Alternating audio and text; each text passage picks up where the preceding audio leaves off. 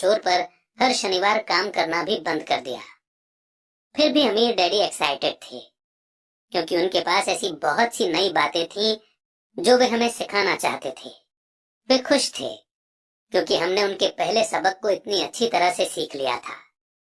हमने ये भी सीख लिया था कि पैसे से अपने लिए काम कैसे करवाया जाता है। स्टोर में काम करने के बदले पैसा नहीं मिलता था, इसीलिए हमें मजबूरन अपनी इमेजिनेशन पर जोर डालना पड़ा ताकि हम पैसा कमाने का कोई दूसरा तरीका ढूंढ सकें। कॉमिक्स लाइब्रेरी हमारा अपना बिजनेस था। हमारा पैसा हमारे कंट्रोल में था और हम किसी मालिक के मोहताज नहीं थे। इसमें सबसे अच्छी बात यह थी कि हमारे बिजनेस से हमें तब भी पैसा मिलता था जब हम वहां खुद मौजूद नहीं होते थे। उस समय हम पैसे के लिए काम नहीं करते थे, बल्कि हमारा पैसा हमारे लिए काम करता था। ज्यादा सैलरी देने के बजाय अमीर डैडी ने हमें इतनी बढ़िया एडवाइस दे दी थी। और इसी के साथ ही बेहद इंपॉर्टेंट चैप्टर यहीं पर समाप्त होता है।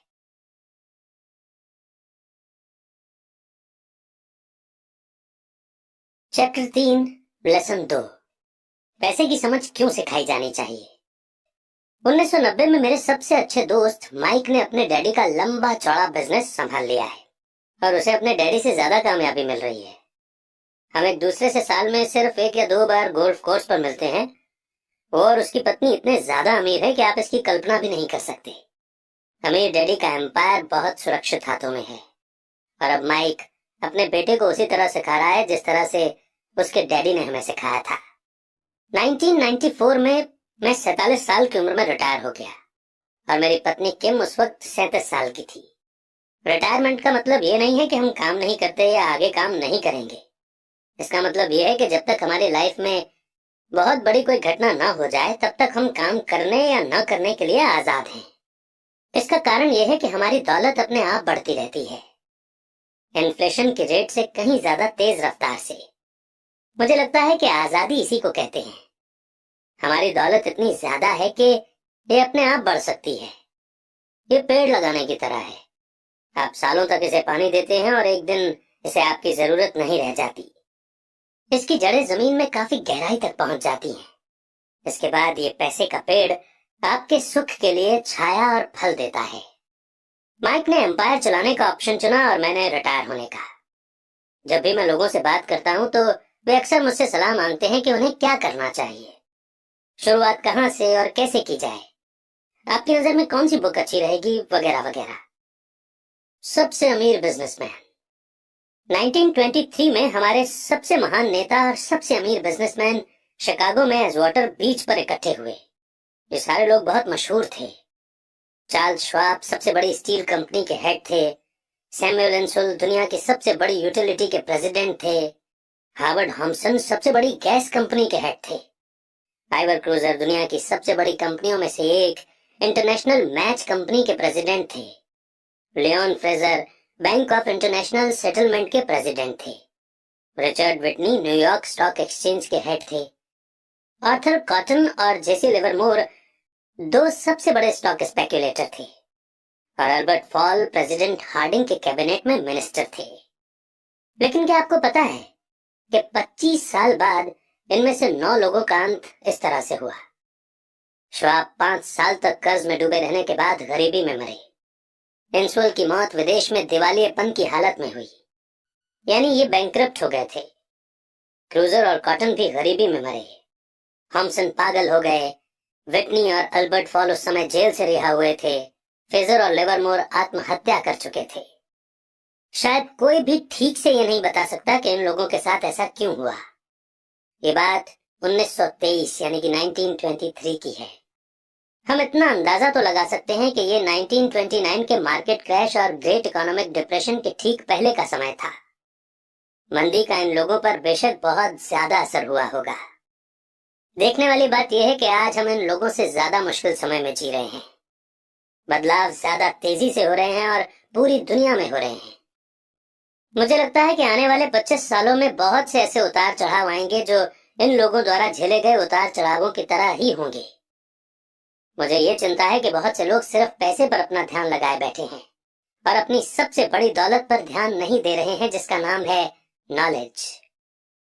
अगर लोग फ्लेक्सिबल होने, दिमाग खुला रखने और सीखने के लिए तैयार रहें, तो इन बदलावों के बावजूद वे बहुत अमीर बन सकते हैं। अगर लोग ये सोचेंगे कि पैसा ही उनकी प्रॉब्लम को सुलझा सकता है, तो ऐसे लोगों के लिए आने वाला समय बहुत परेशानी से भरा होगा। बुद्धि से प्रॉब्लम सॉल्व होती है और पैसा आता है। अगर आपके पास पैसे की समझ नहीं है, तो पैसा चाहे आ भी जाए, पर ज्यादा देर टिकेगा नहीं। ज्यादातर लोग जिंदगी भर ये समझ नहीं पाते कि असली बात ये नहीं है कि आप कितना पैसा कमाते हैं, बल्कि ये है कि आप कितना पैसा रख पाते हैं, यानी कितना पैसा सेव कर पाते हैं।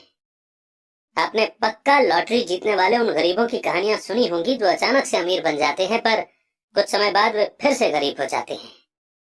ये लोग लाखों करोड़ों जीतते हैं, फिर भी वे लौट कर वहीं आ जाते हैं जहां से उन्होंने शुरुआत की थी। आपने उन प्रोफेशनल एथलीट्स की कहानियां भी पढ़ी होंगी जो 24 साल की उम्र में हर साल करोड़ों रुपए कमाते हैं और 34 साल की उम्र में उन्हें पुल के नीचे सोना पड़ता है, बेघर। आज ही के अखबार में एक नौजवान बास्केटबॉल प्लेयर की खबर छपी है जो 1 साल पहले करोड़ों का मालिक था। आज वो शिकायत करता फिर रहा है कि उसके दोस्तों, वकीलों और अकाउंटेंट्स ने उसके पैसे हड़प लिए, और इसी वजह से आज उसे बहुत कम पैसों पर कार धोने का काम करना पड़ रहा है। वो सिर्फ 29 साल का है, लेकिन क्या आपको पता है कि उसे कार धोने के काम से भी निकाल दिया गया? इसकी वजह यह थी कि उसने कार साफ करते समय अपनी चैंपियनशिप रिंग उतारने से मना कर दिया था, यानी हाथों से अंगूठी निकालने से मना कर दिया था, और जिसकी वजह से कार साफ करते हुए कार में निशान पड़ते थे, और इसलिए उसकी खबर न्यूज़पेपर में छप गई। वो अपने निकाले जाने का विरोध कर रहा है और कहता है कि ये भेदभाव है। अंगूठी ही तो उसकी महान जिंदगी की इकलौती निशानी है। उसका कहना है कि अगर आप उसकी अंगूठी उतरवा लेंगे तो उसके पास जिंदा रहने का कोई सहारा नहीं बचेगा और वो मर जाएगा। 1997 में मैं ऐसे बहुत से लोगों को जानता हूं जो नए नए करोड़पति बन रहे हैं। एक बार फिर ये 1920 के बूम वाले दशक की याद दिला देता है।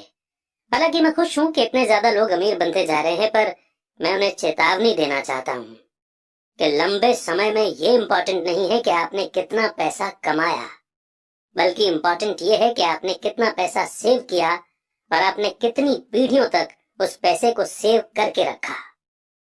तो जब लोग मुझसे पूछते हैं कि हम किस तरह शुरू करें, या मुझे बताइए कि जल्दी अमीर कैसे बना जा सकता है, तो वे मेरे जवाब से बहुत निराश होते हैं। मैं उनसे सिर्फ यही कहता हूं जो मेरे अमीर डैडी ने मुझसे बचपन में कहा था, अगर तुम अमीर बनना चाहते हो तो तुम्हारे पास पैसे की समझ होनी चाहिए। जब भी मैं अमीर डैडी से मिलता था, ये थॉट, ये विचार मेरे दिमाग में हर बार भर जाता था। जैसा मैंने कहा कि मेरे पढ़े लिखे डैडी हमेशा किताबें पढ़ने के फायदे बताते रहते थे, दूसरी तरफ मेरे अमीर डैडी फाइनेंशियल नॉलेज या पैसे की समझ डेवलप करने पर भी जोर देते थे। अगर आप एक बुर्ज खलीफा जैसी ऊंची बिल्डिंग बनाने जा रहे हैं, तो सबसे पहले आपको एक गहरा गड्ढा खोदना पड़ेगा और एक मजबूत नींव यानी कि फाउंडेशन डालनी होगी। अगर आप किसी टाउन में एक घर बनाने जा रहे हैं, तो आपको सिर्फ एक 6 इंच कंक्रीट का स्लैब डालना होगा। ज्यादातर लोग अमीर बनने के चक्कर में 6 इंच के स्लैब पर बुर्ज खलीफा जैसी बिल्डिंग खड़ी करना चाहते हैं।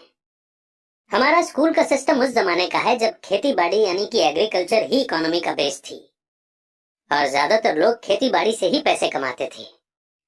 आज भी ये बिना नींव के घरों में भरोसा करता है, इसीलिए स्कूल से निकलने वाले बच्चों की कोई फाइनेंशियल फाउंडेशन नहीं होती है।